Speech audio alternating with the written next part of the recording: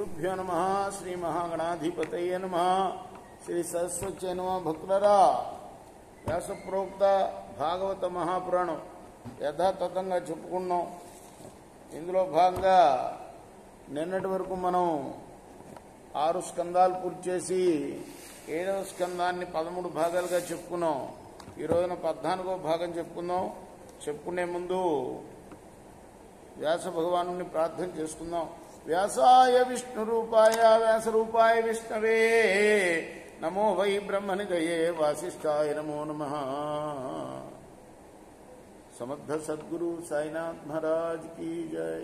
సదా నింబ వృక్షస్య మూలాధివాసాత్ సుధాశ్రావిణం తిక్తమప్యప్రియంతం తరుం కల్పవృక్షాదికం సాధయంతం నమామీశ్వరం సద్గురుం సాయినాథం.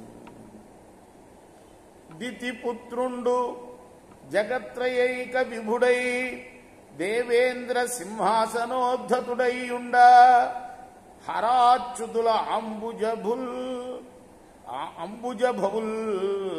తప్పంగ భీతిన్ సమాగతులై తక్కిన యక్ష కిన్నర మృగంధర్వ సిద్ధాదులానతులై కానుకలిచ్చుకొల్తురతని నానా ప్రకారంబులను ఏ దిక్పాలవర చూచి నేడలుగునో ఏ దేవు బంధించునో ఏ దిగ్భాగము మీద దాడిచనునో ఏ ప్రాణులను చంపునో ఈ దైత్యేశ్వరుడంచు ఒండరుడు తారింద్రాదులాస్థాన భూవేదిన్మెల్లన నిక్కి చూతులు భయావిర్భూత రోమాంచులై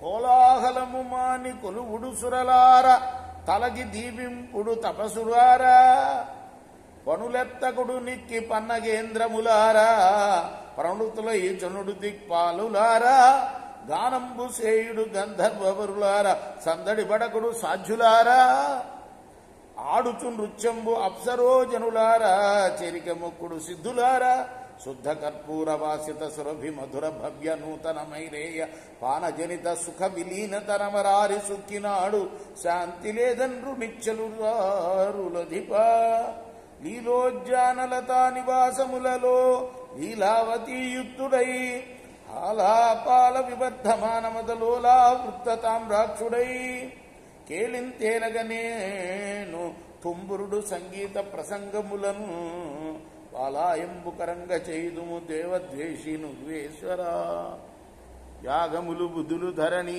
భాగములం చేయుచుండ పరతెంచి హవిర్భాగములు తాన కైగొనుచు జాగింపడు దైత్యుడమర సంఘమునకును సకల మహాద్వీప సహిత విశ్వంభరా స్థలిని దున్నక పండు సస్యచేము కామధేన్వాదులు కరుణినర్ధులు కోరు కోర్కులు గగనంబు కురియుచుండు వననిధులేడును వాహిని సందోహములు విచుల రత్నములు వహించు ఉర్వీరుహంబులు ఒక్క కాలంబున అఖిలత్తు గుణములాతిశైల్లు అంబు సంపూరిత ద్రోణులకు నొప్పు పర్వతంబులు సకల దిక్పాల వివిధ గుణములెల్లను తానకై కొనుచు దైత్య విపుడు త్రైలోక్య రాజ్య సమృద్ధి నుండా ఇట్లు సకల దిక్కులు నిర్జించి లోకైక నాయకుండై తన ఇచ్ఛా ప్రకారంబున ఇంద్రియ సుఖంబులు అనుభవించునుడు తనియక శాస్త్ర మార్గంబున అతిక్రమించి విరించి వరజనిత దుర్వార గర్భాతిరేకంబున సురవైరి ఐశ్వర్యవంతుండై పెద్ద కాలంబు రాజ్యంబు చేయునడా.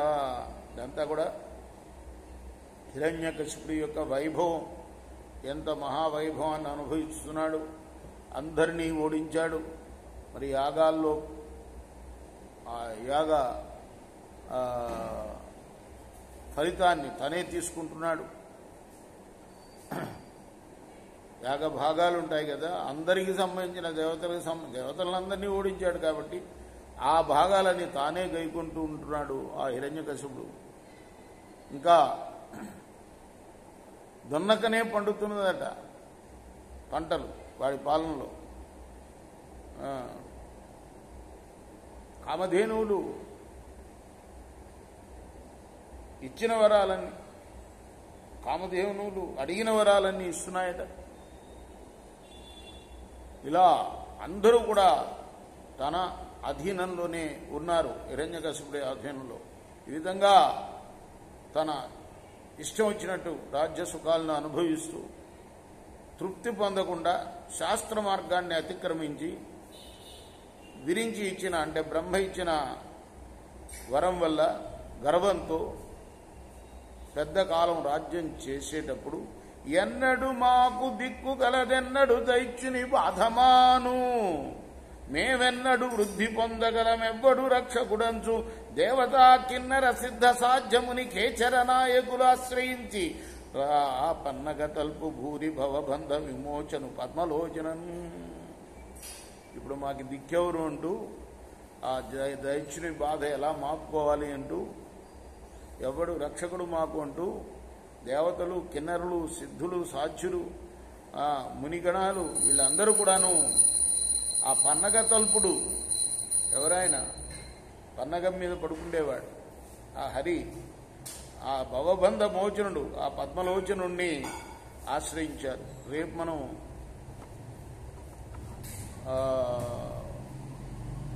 15వ భాగం చెప్పుకుందాం. కృష్ణార్పణమస్తు. సాయి కృష్ణార్పణమస్తు. స్వస్తి ప్రజాభ్య పరిపాలయంతాం న్యాయేన మార్గేణ మహిమహేషా గో బ్రాహ్మణేభ్య శుభమస్తు నిత్యం. లోకాః సమస్తాః సుఖినో భవంతు. కృష్ణార్పణమస్తు. సాయి కృష్ణార్పణమస్తు. श्री सच्चिदानंद सद्गुरु साईनाथ महाराज की जय. चेकोरा हारती दिगो सद्गुरुनाथ देवा साईनाथ पांचभौतिक तत्वमुलने हारतुलित्तुमुरा निर्गुणमगु स्थिते వీడి ఎట్లి ఆకారం పొందితివో సాయిరాం. సర్వము నిండిన నీవే ఇంకను ఉంటివి తల్లివలే. రజోతమో సత్వము నుండి మాయటు జనించే బాబా మాయటు జనించే